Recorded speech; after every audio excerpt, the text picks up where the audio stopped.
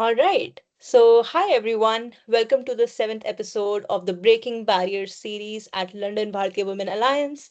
I'm Mehak Mahajan, the founder of this organization, and we are a new social mobility organization that is focused on empowering female students from Indian origin in the UK. And we like to do this through various channels. For example, our Breaking Barriers interview series, our upcoming mentorship scheme, and many in person and virtual networking events. But today I've been joined by a very special guest, Mehr Anand Jeswani, and I'd like to give you a warm welcome. Thank you so much for giving us time from your busy schedule. And just to give a brief introduction to Mehr, she recently finished her studies at Warwick University, and soon she'll be moving to London to start the Strategy and Transformation Graduate Scheme in London. So, thank you again for joining us, Mehr. And let's kick it off. Would you like to introduce yourself and share a bit about your journey in the UK? Yeah, hi Mehak. First, thank you so much for having me. And it's just lovely to be on this podcast and just talking about, my experiences. And I really hope that a lot of students take back things from that I've also learned as an international student. So hi, I'm Mehr and I am originally from India, but I was born and raised in UAE. And I completed my schooling in Gems World Academy, which is an IB curriculum-based school in Dubai. And during my time there, so I took a lot of different courses like maths, business, economics at a higher level, which really sparked my interest for business management. And then I also grew up in an entrepreneurial family. So my dad started his business in 1997, which further sort of fueled my interest for business as well. And then I moved to the UK to complete my undergraduate degree at Warwick, studying bachelor's of management with a specialization in digital business. And during my studies there, I also aimed to do an internship every holiday when I was back home. And every internship that I did was in a different field, mainly because I wanted to explore my options and find the best suited path for me. And I remember interning for a fintech company, learning about their AI systems and managing finances. Then I worked at one of the largest e-commerce brands in Dubai, doing merchandising for them. So completely diverse industries. I, however, do not successfully secure a internship in the UK. So that is something that I want students to also know that, you can still get a grad role despite not getting an internship in the UK. Just take advantage of going back home and actually doing an internship. In my third year, actually, I developed a keen interest towards digital marketing. So I went to India for 2 months to intern and do digital marketing for companies like Deloitte. However, I quickly learned that marketing really wasn't for me. Then I started researching more and more into like further career options and was really interested in strategy consulting. And then I came across PwC Strategy and Women in Consulting Insight Day, and then I thought that would provide me more information about the world of consulting. And that experience, I think, taught me that I wanted to get into something in strategy. And while shortlisting my companies for my grad role, HSBC strategy and transformation really did stand out to me as I was being able to explore digital change and customer experience and business risk and still gain technical skills like agile. So I remember applying to the role in August, and then I completed an online interview and then the test the next day and then the assessment center around December, and that's when I received my offer. Amazing. No, that sounds amazing. And it seems like you have gotten a lot under your belt in these last 3 years. And I completely agree with the summer internship advice because there are so many students, not just like second year students, but also first year students who feel very discouraged if they don't get a spring Yeah. week offer and like there's no chance for me now, but that is completely not true. Like there are so many other avenues, for example, like the graduate scheme itself that one can explore. But thank you for sharing your journey. And let's delve more into this. So, talking about your transition from the UAE to UK, how do you describe that? Do you think you faced any challenges? And if yes, how did you go about overcoming them? So fun fact, I actually had never visited the UK until I arrived to work. So my biggest challenge was really to adapt to this new environment. Although I was grateful that I was already in an international curriculum back in high school, so I was already exposed to cultures. So it wasn't much of a culture shock to me coming in comparison to most students. Um, and I remember my goal from day one was really to go to a university that has good work-life balance and strong career prospects. So I think that's why it's so important to know what you want from your uni experience and to really do your research before you come in. So I knew a few alumni at work that studied in Dubai, so I connected with them. If you don't really know a lot of people, the best way I'd say to connect with people are through social media. Contact the societies that you're interested in, and they're always willing to talk to you and tell you about their events and also connect you with people within your course. I remember they had an Indian Society WhatsApp group chat on their Instagram page, and we all joined it. And we used to go on Zoom calls and we used to just catch up with each other. So it was such a nice, friendly experience already before coming in. And you feel a little less overwhelmed knowing that you at least see a few familiar faces on campus. And then there's another way you can go to LinkedIn and also see where a lot of the work grads or any university grads end up. That will also give you a better prospect of whether this university is right for you. Um, and also check out the location. I remember when I came in, I was a bit shocked even because I'm a city girl. So work is completely filled with just, sceneries and just wildlife and everything. But I actually liked it. So it was a different experience for me and I enjoyed it. But yeah, do your research before coming in. And I'd say the second biggest challenge really coming in here was to say no. I think it's really important to surround yourself with the right friendship groups and like stress I can't stress the importance of this because it really does affect your academic life or like anything that you do. I remember like first year everyone comes in and everyone thinks that first year doesn't count. Everyone just wants to socialize, and then second and third year is where you really find yourself and you know your friendship group. And I think it's so important to then start creating that balance between going out, socializing, attending society events, keeping yourself on track academically, etc. And the best way to do this is, according to me, find a study buddy who can keep you on track and limit only going out on the weekends and prioritize your work first. And I used to make these vision boards that I used to keep on my desk that really used to motivate me. And I used to put pictures of, meditation or like healthy food. And that used to really motivate me to, go ahead and balance my life out. Other than that, I'd say in terms of applications, like getting the motivation to apply, I remember I used to have a specific place where I used to just finish my applications every day and sit in that spot until I finish all of it. And I tell myself, okay, I'm going to do 10 applications. And by just telling yourself you're just going to do 10, you'll at least end up doing 5 to 6, which is more than enough every single day. And yeah, that's my advice. All right. No, that is amazing. Seems like you've done a lot of reflection Yeah. over the last 3 years. And I have to agree with the vision boards. I feel like they're a great way to manifest and then start working towards your goals. So great takeaways that, some of these I will be using as well as I go into my final year because it's going to get really serious from Yeah. here onwards. Amazing. So thank you for sharing your journey. Mhm. But within these last 3 years, at what point do you think you decided that you wanted to stay back in the UK? And what were some of the support systems and resources that helped you? In on honesty, it was so uncertain and so undecided. Due to the financial crisis, my aim was really just to apply to as many companies as possible in the UK and even in Dubai. And I knew that I wanted to work first before I go off to my master's, whether it would be in the UK, preferably in the UK, because it just would give me so much more exposure than being back home. So I focused on UK applications as they had more comprehensive grad programs that Dubai did not offer.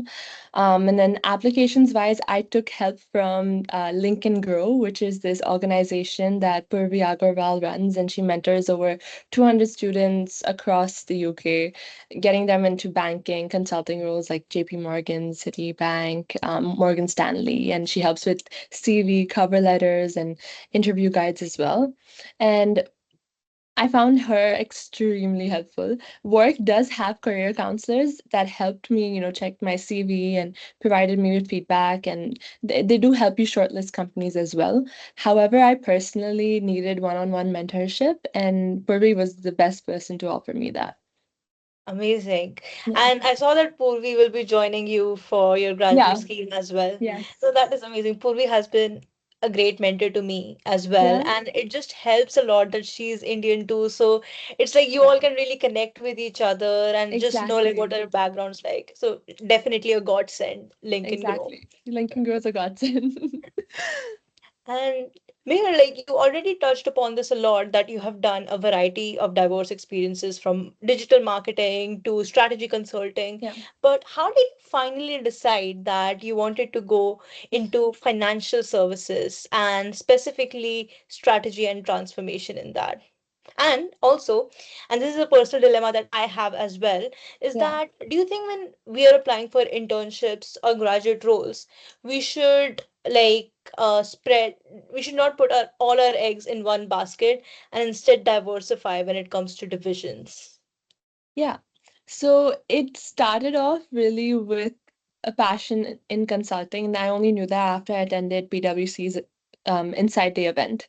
And I was always really interested in risk and governance from my law and global politics courses that I did in high school and even last year. So, and one thing I loved was working with people, customers hands-on, and really delivering meaningful change. And I just enjoyed solving problems and just trying out new ways of doing things. So I did want something that was, I would come into work every day and it would be something new.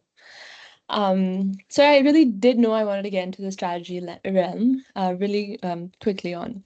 And then I remember initially I was leaning towards the more luxury strategy consulting in the retail industry as I was part of Reluso, which is this retail society at Warwick. And I was really interested in it. And I did the merchandising internship with the e-commerce company as well. However, when I came across HSBC, where their program really allowed me to go through 6 rotations relating to, business process reengineering or digital change. And this was related to my degree and something I was already passionate about. I knew that, the future of anything would be AI, and I was really curious to know more. And I still am very curious. In terms of applications, I would say definitely diversify, but only to your interests. Apply to as many as you can because you really don't know where you will end up. I wanted to do digital marketing, as I told you. I remember applying to L'Oreal. I got to the final assessment center. However, I wasn't successful. And then I told you I went to India and I did my digital marketing internship, and then I knew that I didn't want to do it at all. So everything happens for a reason. Each application you fill out, but you just try your best, apply to as many as you can, and whatever is meant for you, trust me, you will get it. Amazing. Whatever Mhm. is meant for you, you will get Whatever it. is I meant think for that you, you'll is a get great it. mantra Yeah. that every student should know. Yeah. Because you keep applying, and Yeah. you score an internship that is even better than Even the better than first you one that expect. or a graduate role. So Yeah. thank you for that advice. I think our audience will really appreciate it. But delving into internship applications or graduate role applications, like many students struggle with this, including me, which is balancing academics, like getting that at least 2-1 or a first class degree, and job applications. Yeah. So, do you think you faced such a challenge as well, or how did you prioritize um, both academics and applications?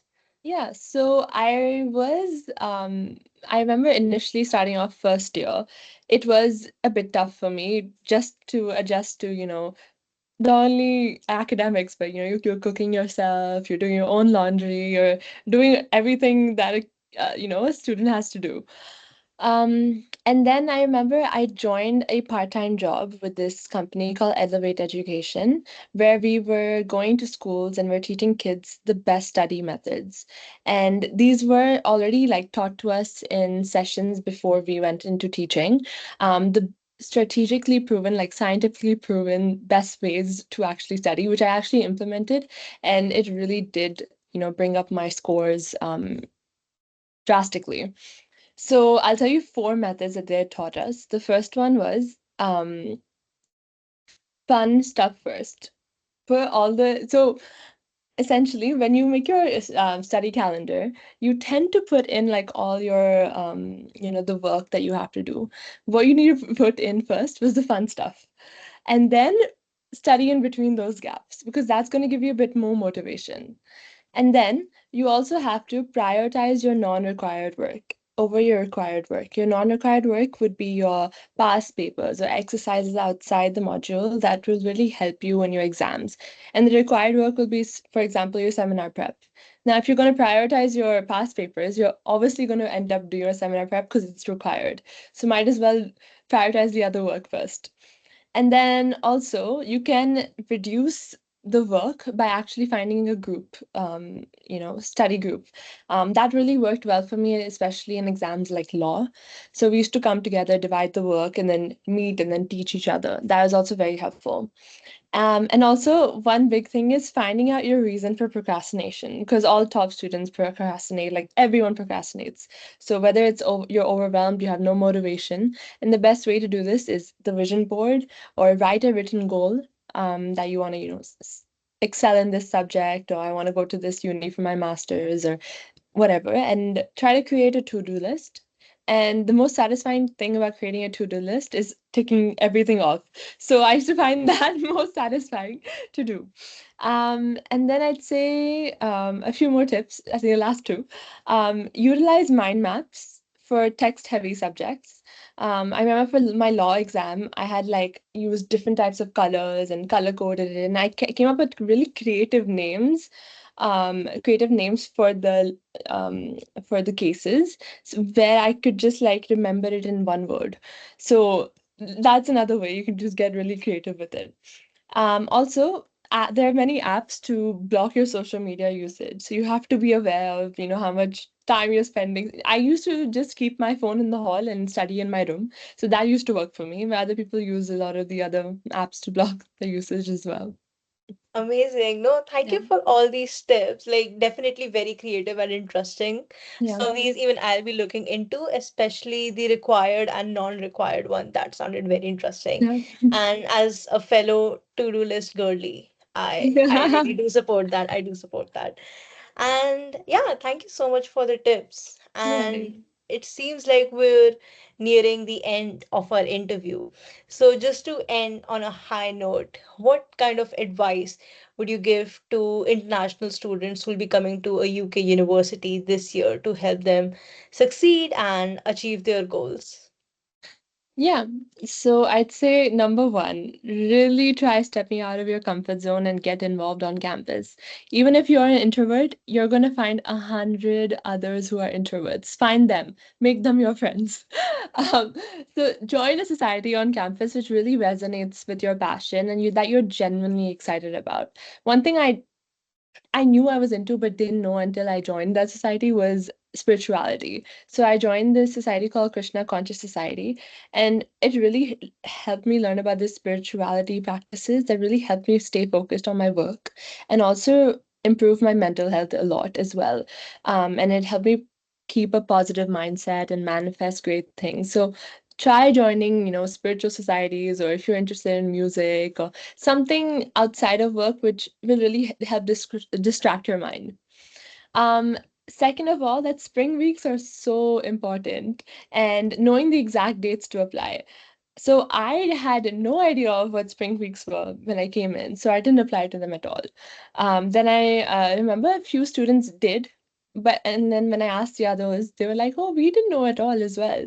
But know about this before you come in.